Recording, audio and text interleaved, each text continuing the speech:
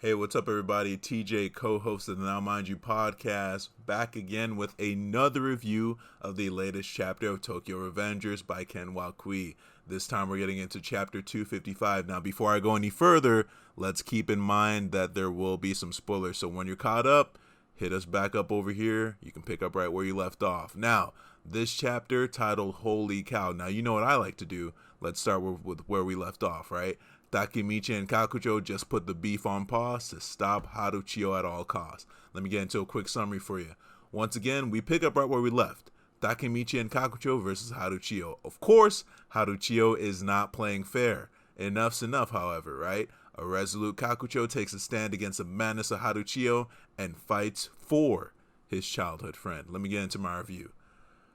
Man, how many episodes, or at least reviews, have I called out that Harucio would not be fighting fair? However, I did not expect him to have stashed a katana. I've called out that he might have a gun or a knife, but not a full-fledged katana.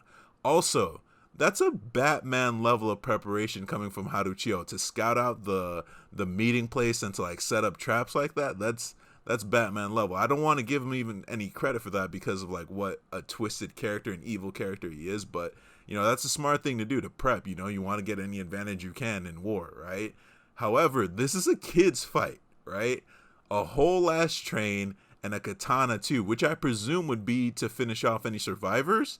This man is too wild. He's on some Bandit Keith energy, Black Air Force energy. And to supplement that even further, I don't care about who my enemies or friends are. Everyone aside from Mikey are all just a bunch of noise. I mean, yeah. Also, this quote from Kakucho: "You're such a wonder, aren't you? Are you a seer or something?" Takemichi hit him with that silence.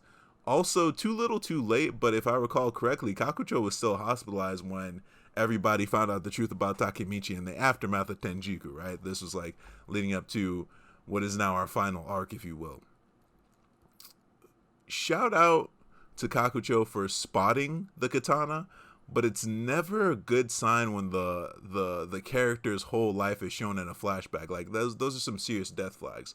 I do like Kakucho using his jacket as a form of shielding to potentially block any slashes, kind of like dull the impact of the blade, if you will, but also open any opportunities for disarming the blade. However, it doesn't take much of a slash to cause a critical injury. I mean, if we're talking blades, right? Which is why people usually say if you ever see a blade, like, just run.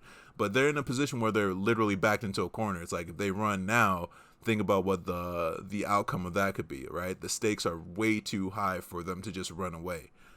The look on Kakucho's face in That Is Until I Met Izana, that panel, I should say Izana, right? That panel, I don't know if you could call it a smile, but it almost looks like relief or acceptance. I'd go as far as to say that he knew there could only be one outcome here, and it kind of gets justified by the last panel of the chapter as well. I mean, my last point, right? It wasn't such a bad life. This is where I'm like, you know, hold on, player, hold on. You're just a kid, man. Like, teenager, still a kid. You know, your brain isn't even fully developed yet. You still had a future, my dude. Gangbangers can reform. You could have gone into MMA. It doesn't have to be like this, Kakucho. Don't just give in, but that's the nature of this series too, right? Shout out Baji, you know what I mean? My predictions and questions, let's not forget that there's a wild Hanma out there. I don't think this slash is what takes Kakucho out. Why do I think this? Because then we're left with Takemichi versus a katana-wielding psycho that is Harucio. Yeah, if that's the case, let's just roll the credits right now. I mean, bad guys would win, right? I see something different happening. I see in the next chapter Kakucho doing a final self-sacrificial move. Shout out Baji, right? Speaking of which, that makes me think of Waka and Benkei, but that's not the subject of this particular chapter, although, you know, they're still at the forefront in terms of the OG Black Dragons. Anyway, I can see Kakucho. He gets stabbed by the blade and holds on to it and uses that as an opportunity to beat the ever-loving shit out of Harucio, unlike some I got you, right? We've seen that trope many a time in, like, typical shonen series, battle shonen, however you want to categorize it, right? Or it could be his final act creates an opportunity for Takemichi to dispatch Harucio, right? Or he takes Harucio down with him, possibly involving the train. Again, calling all OG Black Dragons, I think it's time, right? hyped for the next chapter, but not hyped to potentially see a Toman ally get murked.